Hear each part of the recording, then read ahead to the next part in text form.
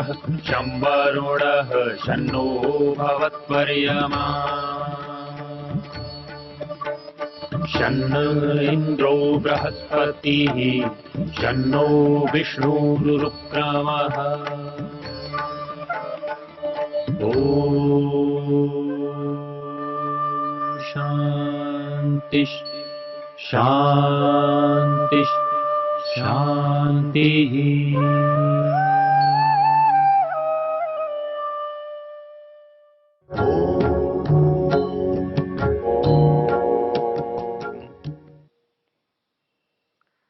हम यजुर्वेद के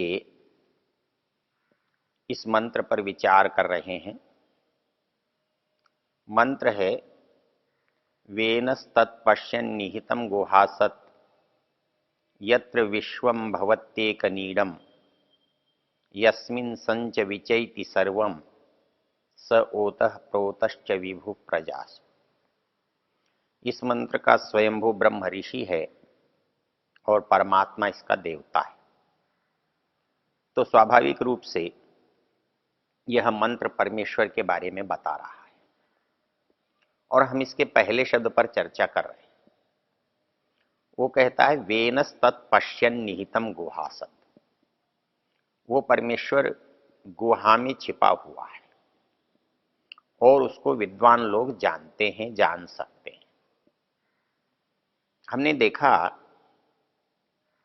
कि ईश्वर सबकी चीज है, सबके लिए है, तो फिर उसको केवल विद्वान ही जान सकते हैं। तो सब फिर उसका कैसा उपयोग करेंगे? तो इसके लिए हमें यह जानने की आवश्यकता है उसका उपयोग दोनों करते हैं। जो जानता है वो भी करता है, जो नहीं जानता है वो भी करता है। जैसा कि हमने चर्चा की थी, मनु महाराज ने कहा है इदम शरणम अज्ञानाम इदमेव विजानता। वो परमेश्वर जो मूर्ख हैं उनका भी वही शरण है और जो समझदार हैं उनका भी वही शरण है। इदम अन्विच्छताम स्वर्गम, जो स्वर्ग सुख चाहते हैं, कल्याण चाहते हैं, उनका भी आधार वही है। और जो संसार से विरक्त होकर उस परम ऐश्वर्य, परम मुक्ति को चाहते हैं, उनका भी आधार वही है। अर्थात सब अपनी आवश्यकता के लिए उसको स्वीकार करते हैं। कैसा स्वीकार करते हैं? जैसा उनकी बुद्धि में आता है, जैसा उनको बताया जाता है, जैसे उनकी समस्या का हल होता है, वैसा स्वीकार करते हैं। हमने देखा था कि ईश्वर को जो मानता है, जो बुद्धिमान मानता है और जो बिना बुद्धि वाला मानता है, उन दोनों में अंतर कैसे होता है। हमने देखा कि एक व्यक्ति मानता है ईश्वर अवतार ले रहा है और उससे उसका काम चलता है। ये बुद्धिपूर्वक माना गया है कि ये बिना बुद्धि के माना गया है?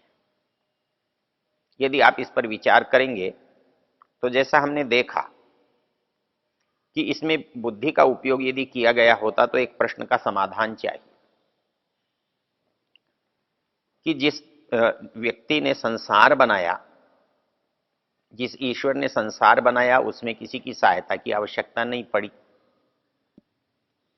वो एक पहाड़ को उठाने के लिए अवतार ले, इसकी क्या आवश्यकता है? जिसने पूरे आसमान को ही उठा रखा है उसको तो हम बड़ा मान नहीं रहे हैं, और जो कुछ ढेर को उठा रहा है उसे हम बड़ा कह रहे हैं। तो जिस असंभव कार्य को मान करके हम अवतार की कल्पना करते हैं, उससे बड़े बड़े असंभव कार्य तो हमारे सामने दिन प्रतिदिन दिखाई दे रहे हैं और उनके लिए किसी अवतार की आवश्यकता नहीं है। फिर हम उसकी अपेक्षा क्यों करते हैं? हम उसे क्यों चाहते हैं? हमारी सुविधा के लिए। हम जानते हैं कि वो सर्वव्यापक है, लेकिन फिर भी हम उसे जन्म देते हैं, उसकी मृत्यु कराते हैं। जिसका जन्म होगा उसके माता पिता होंगे, उसकी मृत्यु होगी, उसकी समाप्ति होगी, फिर हम उसका सामर्थ्य कैसे मानेंगे? लेकिन हम मान लेते हैं। हमारी एक और आवश्यकता को हम ईश्वर से पूरा कराने की कोशिश करते हैं। हमारी एक और इच्छा है जिसके लिए हमें ईश्वर की जरूरत पड़ती है। जब हम कुछ चाहते हैं तो किसी ऐसे व्यक्ति की आवश्यकता है जिसके पास वो चीज हो और वह वो चीज हमें दे भी सकता हो। दुनिया में ऐसे बहुत लोग हैं जिनके पास नहीं है, उनसे मांगने का अर्थ क्या है? और दुनिया में ऐसे भी बहुत लोग हैं जिनके पास है तो बहुत, पर वो हमें पात्र ही नहीं समझते, वो हमें देने की योग्यता ही नहीं रखते, उनके मन में हमारे लिए प्रति देने का विचार ही नहीं आता। उसका हमको क्या लाभ? तो हमको संसार में जो चाहिए उस चाहने के लिए उसके पास होना चाहिए और वो हमें दे, ये भावना चाहिए। तो इसके लिए हमने दो काम किए। एक काम तो ये किया कि जो हमारे दुख हैं वो उनको दूर कर सकता हो, और दूसरी हमको जो सुख की सामग्री है उसे वो दे सकता हो। इसलिए परमेश्वर में ये दो बातें हमने कल्पित कर ली या जोड़ ली। अर्थात हमारे ईश्वर में एक सामर्थ्य है कि वो हमको दे, बिना कारण दे। एक कारण तो यह है कि मैंने गेहूं बोया था और मेरी खेती में गेहूं हुआ। एक यह है कि मुझे बिना कारण के मिले। मैंने कुछ भी बोया हो पर मुझे मिले वो जो मैं चाहता हूं। मुझे बिना बोए ही मिल जाए, बिना प्रयास के मिल जाए। तो यदि प्रयास से मिलना है तो उसमें किसी की आवश्यकता नहीं है। मुझे प्रयास करना है, मुझे प्राप्ति होनी है, तो जितना प्रयास होगा उतनी प्राप्ति होगी, जैसा प्रयास होगा वैसी प्राप्ति होगी। इसमें तो किसी की आवश्यकता नहीं है। मुझे आवश्यकता कब पड़ती है? मुझे आवश्यकता तब पड़ती है जब मैं बिना किए चाहता हूं। मैंने जो किया है मैं उससे अधिक चाहता हूं, और वो मुझे तब मिल सकता है जब मुझे देने वाला प्रसन्नता से दे दे।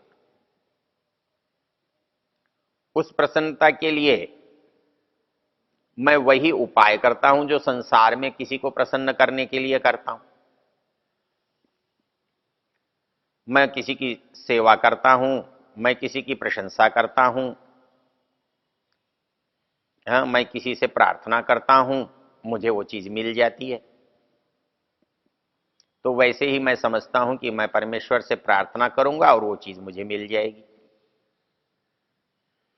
इसलिए मैं उसको कहता हूं, बार बार कहता हूं, बार बार उसकी आराधना करता हूं और ये सोचता हूं कि मुझे मिलेगा। अब इसमें मिलने का और न मिलने का जो संबंध है उस पर मैं विचार नहीं करता। मैं ये मानता हूं कि मेरे ऊपर जितने भी कष्ट हैं मैं कहूंगा तो परमेश्वर उसे दूर कर देगा, क्योंकि वो सामर्थ्यवान है, वो दूर कर सकता है। हमें स्वतंत्रता का सबसे बड़ा एक ही लक्षण या स्वरूप दिखाई देता है कि जो स्वतंत्र है वो इच्छानुसार कर सकता है। वो बिना मांगे दे सकता है, मांगने पर दे सकता है, अधिक दे सकता है। वो दंड को क्षमा कर सकता है, पाप का नाश कर सकता है, पुण्य को बढ़ा सकता है। हमने ये मान लिया कि वो उसके पास एक ऐसी स्वतंत्रता है, ऐसा अधिकार है कि वो किसी का कुछ भी ले सकता है और किसी को कुछ भी दे सकता है। इस आधार पर जब हम उससे व्यवहार करते हैं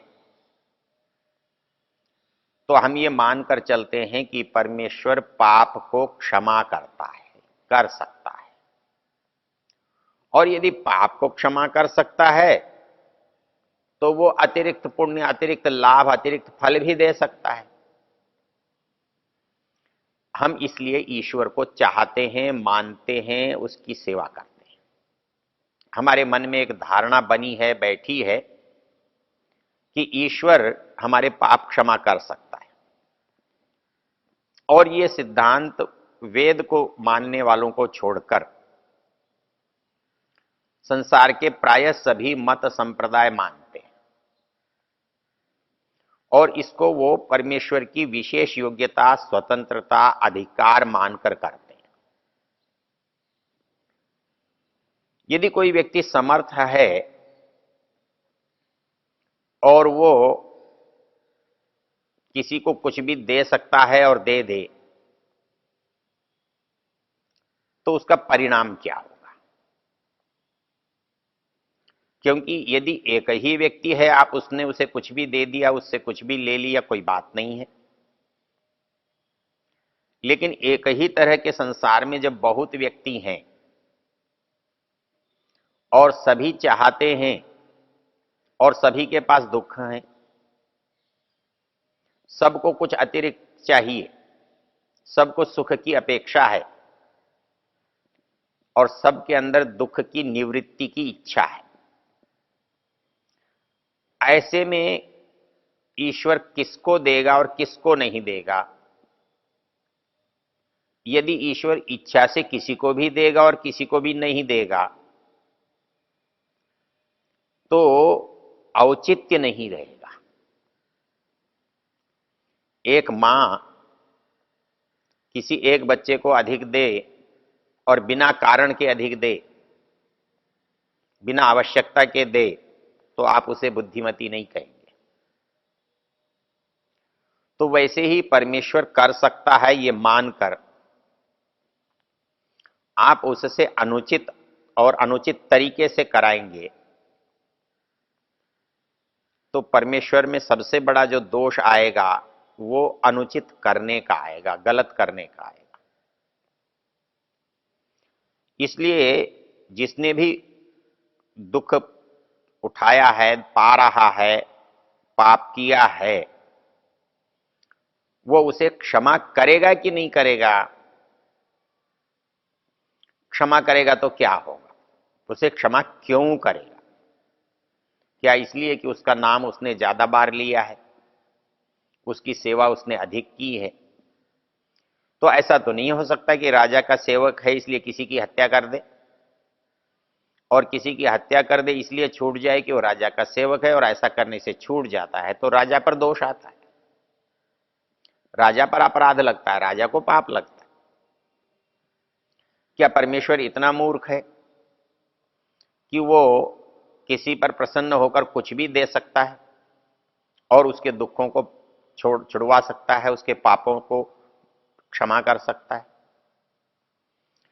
तो पापों को क्षमा करना और अतिरिक्त को देना दोनों में ही अनुचित है, दोनों ही अनौचित्य से घिरे हुए हैं। अर्थात बिना काम के, बिना परिश्रम के, बिना मतलब के कोई किसी को दे और अपराध करने पर भी दंड न दे, तो ये दोनों ही परिस्थिति किसी भी सही, भले, उचित व्यक्ति को अनुचित बनाती है। इसलिए यदि परमेश्वर किसी के पापों को क्षमा करेगा तो इससे लोगों को पाप करने से भय नहीं लगेगा, लोग पाप करने की ओर बढ़ेंगे, उनकी प्रवृत्ति उस ओर जाएगी और जो पुण्य करते हैं, कष्ट पा करके अच्छाई के लिए यत्न करते हैं, उनका उत्साह भंग होगा। और फिर संसार में जितने भी प्राणी हैं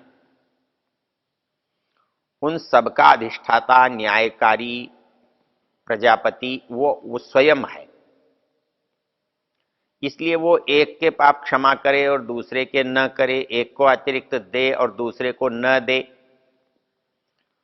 तो वो अपने ही संतान के साथ, अपने ही प्रजा के साथ पक्षपाती कहलाएगा। उस पर पक्षपात करने का आरोप लगेगा, दोष लगेगा। तो इस दृष्टि से जब हम विचार करते हैं तो जो जो बातें सुविधा के लिए हमने उस परमेश्वर के साथ जोड़ रखी हैं, उसे हम तब तक मान सकते हैं जब तक उसके पार बुद्धि का उपयोग न हो। इसलिए यहां पर मंत्र में जो शब्द आया है वो ये आया है कि ईश्वर के जो वास्तविक स्वरूप को है, कार्य को है, कौन समझ सकता है? कहते हैं विद्वान समझ सकता है, बुद्धिमान समझ सकता है। तो वेनस तत्पश्यन निहितम गुहासत, वो विद्वान उसको जान सकता है, समझ सकता है। इसलिए परमेश्वर न्याय सबके साथ करता है, दया सब पर रखता है। इसकी चर्चा करते हुए ऋषि दयानंद ने लिखा है, वहां एक प्रश्न पूछा गया है कि दया करेगा तो न्याय नहीं रहेगा और न्याय करेगा तो दया नहीं रहेगी। अर्थात न्याय कहते हैं जो अपराधी है उसको उचित दंड देना, और दया कहते हैं कि जो दुखी है उसे कुछ अपनी ओर से अतिरिक्त दे देना। हमारी सामान्य दृष्टि में ये दोनों विरोधी से शब्द दिखाई देते हैं, लेकिन यदि दोनों को मिलाकर देखें तो दोनों एक दूसरे के पूरक ही नहीं है, वो एक दूसरे को काटते नहीं है। अर्थात उसका न्याय जो है उसकी दया को, उसकी कृपा को, उसकी उदारता को खंडित नहीं करता। उसका न्याय जो है वो दया का विरोधी नहीं है, उसकी दया न्याय की विरोधी नहीं है। अर्थात जो जहां जिसके साथ करना चाहिए वही करता है, और वही करने के कारण वो दोनों कार्यों को साथ साथ कर रहा है। वो न्याय भी कर रहा है और दया भी कर रहा है। इसलिए सामान्य व्यक्ति जिस चीज की अपेक्षा करता है, बुद्धिमान व्यक्ति उसको कारणपूर्वक जानता है और उसको वैसा स्वीकार नहीं करता है। इसलिए वेद कहता है बुद्धिमान व्यक्ति परमेश्वर को जान सकता है। ओ